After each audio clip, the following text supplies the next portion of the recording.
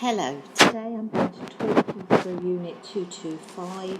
I'm going to look at the elements within it and I'm going to give you some tips on ways to answer it. Okay, so 225 is professional responsibilities in the furniture and furnishing making environments. And what we have done for this one is set you a task, and the task is what will be marked for your qualification. The task itself is to create a handbook, an employee handbook, and within that you will outline the professional responsibilities of your employee, demonstrating that you understand the professional responsibilities.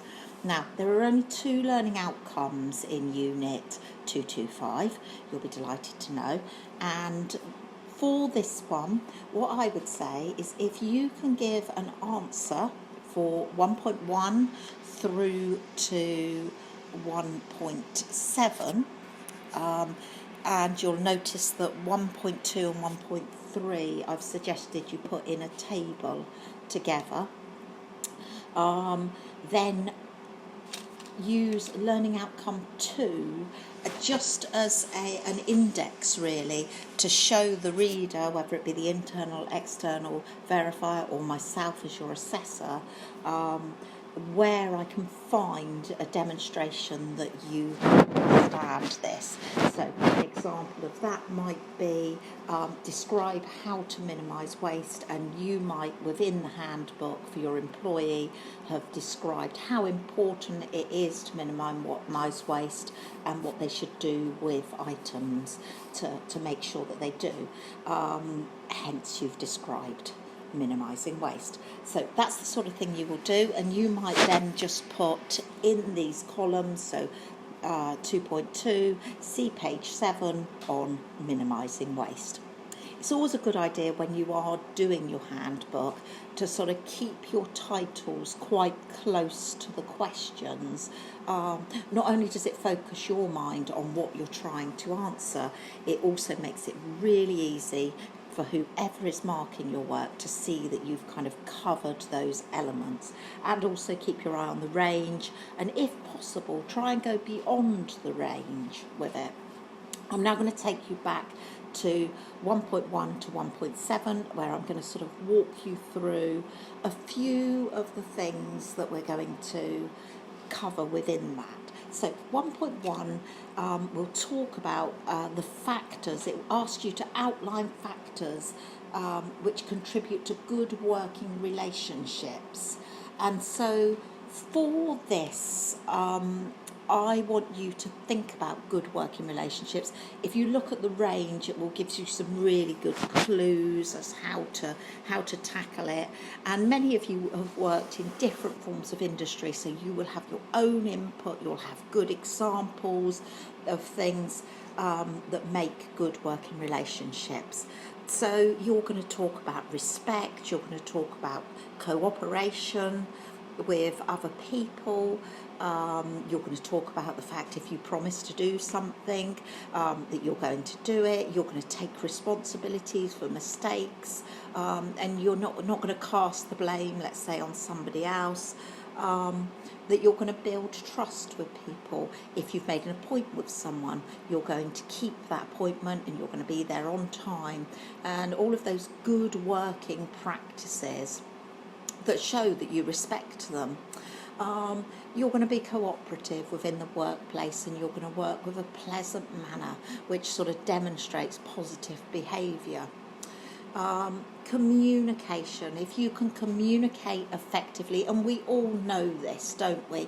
We know that if we're talking to somebody that speaks to us with a smiley, pleasant manner, if they're interested and they're engaged in what they're saying and what they're doing, they're altogether a much more pleasant person to work with.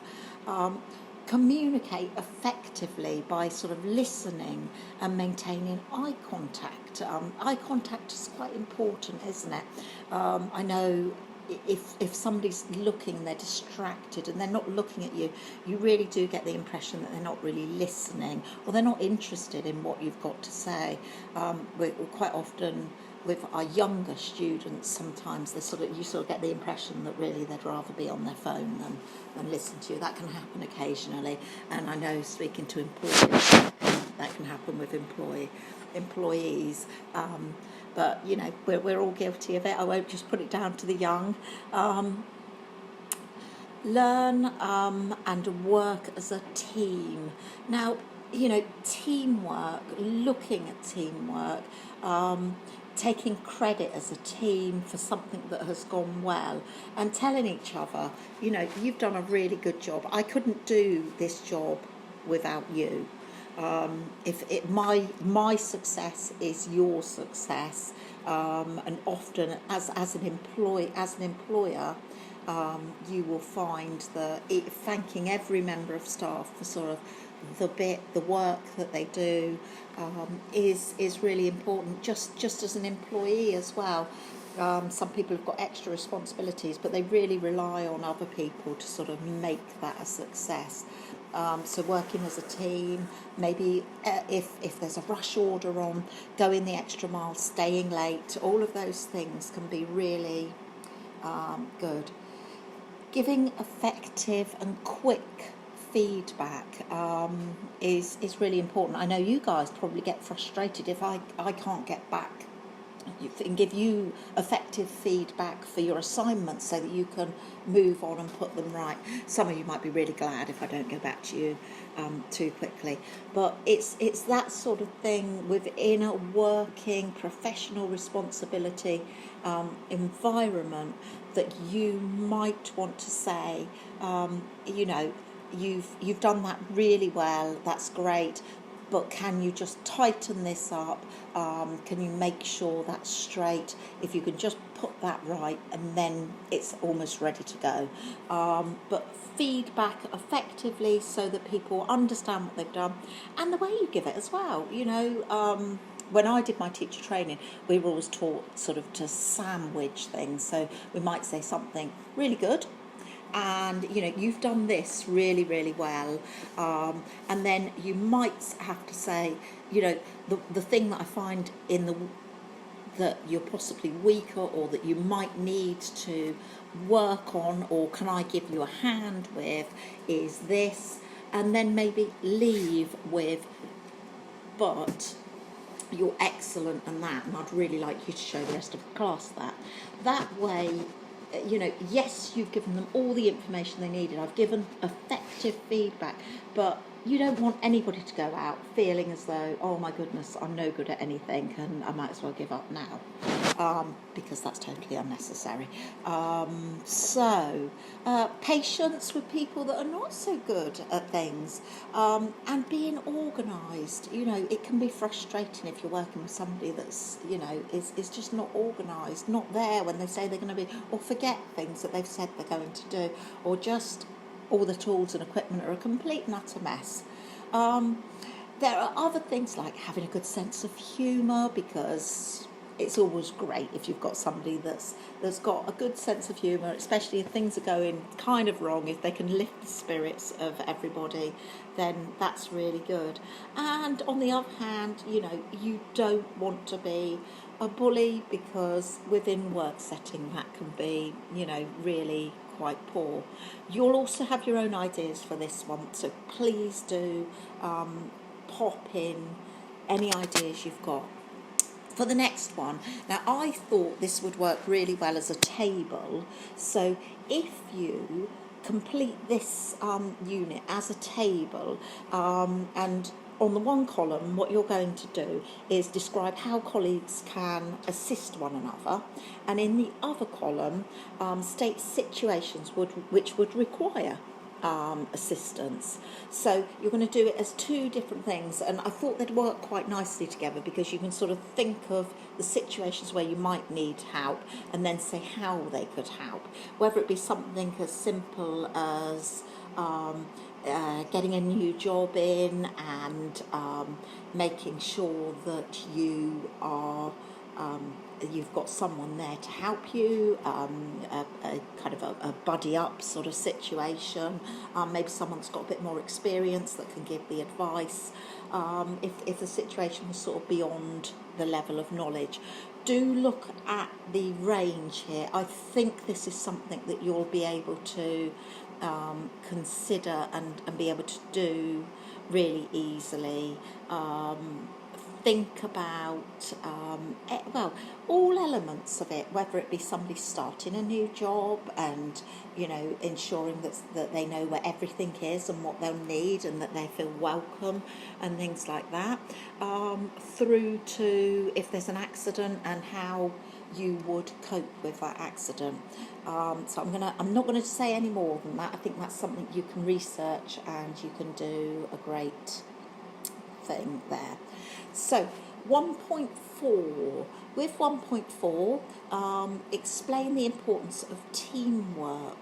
And again, we've gone through, in 1.1, we've sort of started all of them factors, 1.1, 1.2 and 1.3, but what we're going to be looking at here is things like, boosting staff morale. It may be the fact that everybody, if they're together, if they're a great team, they will go the extra mile. They'll go the extra mile for each other, for their colleagues. They'll be loyal. If you've got new customers coming in, they'll all work together to make the company look good and, to help each other whenever they need it. If you need to achieve a target and everybody's working as a team, it can be really important. And I'm going to let you think about that, answer some more bits. You'll all have fantastic ideas for that one. 1.5, describe how to communicate effectively. So again, if you look through the range just talks about body language, eye contact, listening, considering different languages and cultures, and I think that one's quite important, isn't it? Think about, if people are of a different culture, that the way, if you can take into effect what they may need or what they might consider to be polite, then that would be it. And also making sure that they understand completely what you're saying, because it's so easy to miscommunicate, isn't it? We've also got modern technology. It might be worth talking about modern technology. That goes a little bit beyond the range there. But modern technology, sometimes our tone can be misinterpreted, can't it? If we send a text or an email, whereas if you had a smiley face in front of you and you knew that person was, saying something, trying to be humorous, that might be really misinterpreted, and the communication might be really miss the point over written communication. But other times it's really important to have that effective written communication, that you might have to say, now listen, you said to me you would do this, and here's your email saying it, and this is the date you said it, and this is when you said you'd have it done by. Because having that written communication can sometimes be really important, especially if, and I'm going to jump now on to 1.7, describe common causes for complaints. And so what we're going to think about there is common causes for complaints. So we need to know, obviously you're going to have loads of examples here. Put some examples in of things that you've had to do. Is something late? Is it not of the quality that it needs to be? Was there a lack of communication? And we need to look at things like that, so that we know how we can do them. So poor communication, has our work been delayed? Is there a poor customer service? I'm sure we've all experienced very poor customer service, and maybe some really good customer service that has made us think, oh no, I really rely on them. I trust that everything will be put right. And then you would use that company again. As I said, poor quality of work and not meeting a technical specification. We talk a lot about specifications and how important they are. So not meeting it would be something to do with that you need to think about. Okay, so I've briefly talked about learning outcome 2 when I began this video, and what I would say to you is that as you work through your handbook, what you want to do is just make sure you've covered all of these elements and the range. Look at the range within them. Now, I will give you some examples of handbooks, and I will also I can also say look online, because there are some handbooks online, but I have got a few upholstery or furniture based ones which will be useful for you to look through, I'm sure. Thank you very much.